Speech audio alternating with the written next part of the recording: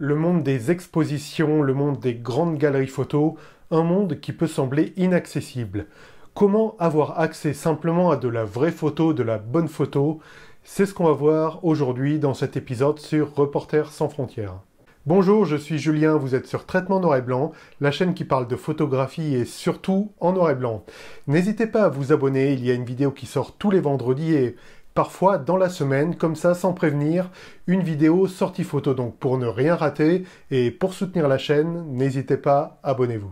La photo peut passer pour un art inaccessible, du moins peu accessible, voire élitiste. En effet, il y a beaucoup de photos qui sont exposées pour la première fois dans des galeries. Alors pas forcément des grandes galeries, mais encore faut-il habiter près de ces galeries.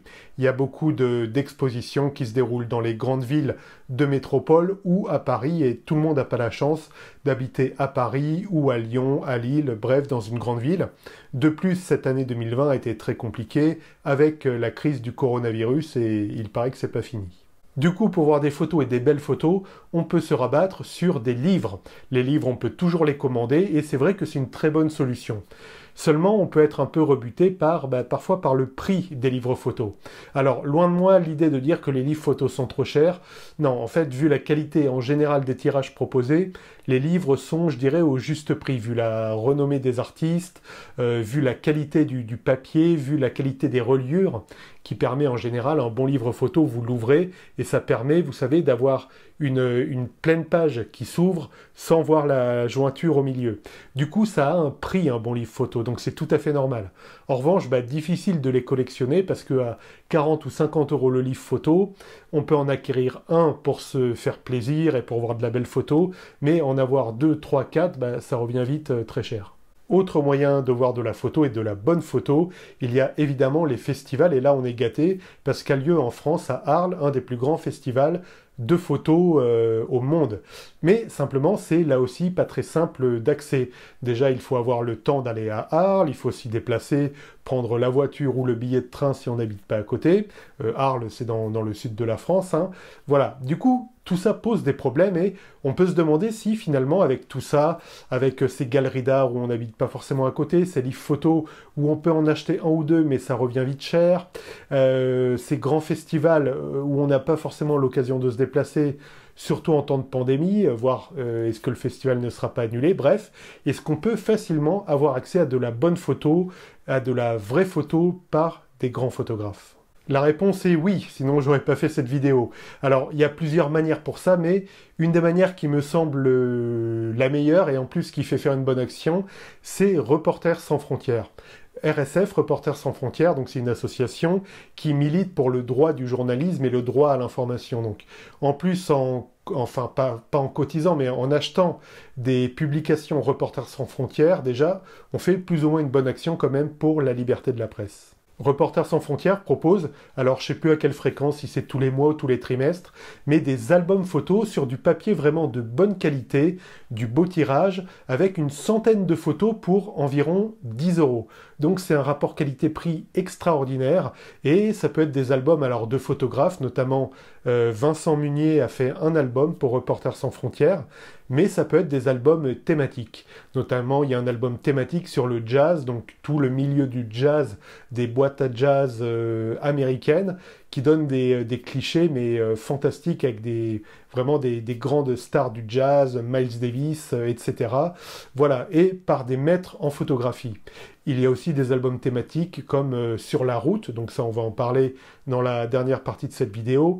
Voilà, bref, Reporters sans frontières permet finalement à moindre frais, 10 euros c'est pas grand chose, d'avoir accès à 100 vraies photos, des photos sur du bon papier en plus, donc c'est 10 euros mais c'est pas du papier un peu cheap, c'est du papier qui tient vraiment bien dans le temps, donc ça vous permet aussi de transmettre, une fois que vous l'avez bien consulté, que vous en avez profité, de transmettre l'album photo à quelqu'un d'autre. Ça permet d'apprendre la photo parce que les photos ont une légende, parfois avec un petit contexte. Bref, c'est du bon matos. On peut se demander si c'est utile à notre propre pratique photo de regarder des belles photographies. Alors, si vous suivez la chaîne depuis un moment, vous savez que oui, et je pense, à titre personnel, qu'on fonctionne beaucoup par mimétisme. On avait même parlé dans une vidéo, que vous retrouvez dans les fiches et en description, du fonctionnement par mimétisme, qui fait que, effectivement, on va chercher son propre style, mais en s'aidant du style des autres au départ, en essayant même parfois même de reproduire une photo. Du coup, on intègre le style des autres photographes et on se forge son propre style. Et pour ça, on peut s'aider d'albums Reporters sans frontières. Par exemple, il y a cet album-là, Sur la route, qui donc est sur le thème de la route, avec des grands photographes. Notamment, il y a Martin Parr, Harry Gruyaert, Denis Stock, voilà, qui est quand même une référence. Et ça permet de travailler. Par exemple, vous savez que je travaille pas mal les perspectives. Il y a des photos comme ça, donc notamment sur les courses cyclistes. Alors là, je montre un peu à l'arrache, mais je ferai une bonne copie en plan de coupe si je peux, voilà, qui permet de travailler les perspectives, voilà. Du coup, c'est vraiment un bel ouvrage, hein, donc sur la route. Alors, il y a de tout, hein, il y a la route même vue par les VRP, là, avec le VRP qu'on voit et au premier plan, le fameux costume sur le cintre. Voilà, on a vu l'exemple du Tour de France. Il y a, comme en couverture, hein, ces iconiques grandes perspectives avec des routes en noir et blanc. Voilà, bref, je vous recommande vraiment de vous plonger dans ces ouvrages. Il y a évidemment ces photos sur le bord des routes avec ces échoppes à cigarettes en noir et blanc. Voilà, de quoi vraiment passer du temps. Déjà pour vous, de plaisir de consultation visuelle, avec un papier qui est vraiment d'un grammage très agréable. Et voilà quoi, une centaine de photos, 10 €, et en plus ça fait une bonne action. Et je précise donc le lien que vous trouverez dans la description de la vidéo, donc avec vers le site de la boutique Reporters sans frontières, n'est pas du tout un lien affilié. Hein. Voilà, bien entendu, je gagne rien dans l'affaire, mais voilà, juste vous faire découvrir, si vous ne connaissiez pas encore ce moyen, d'avoir accès à vraiment de la bonne photo. Voilà ce que je pouvais dire pour vous présenter un peu Reporters sans frontières. Je vous laisse dans les écrans de fin, là vous trouvez ça va s'afficher quelque part sur la droite de l'écran, la photo sur justement le mimétisme et comment profiter du mimétisme et voire du plagiat pour enrichir vos propres photos. C'est une vidéo assez complémentaire avec ce qu'on a dit aujourd'hui. N'hésitez pas à aller voir dans la description, il y a tous les liens dont on a parlé et notamment le lien vers l'article qui a inspiré cette vidéo. Voilà, je vous dis à très bientôt, faites de belles photos avec de bonnes inspirations et pourquoi pas tirer des cahiers de Reporters sans frontières. Ciao.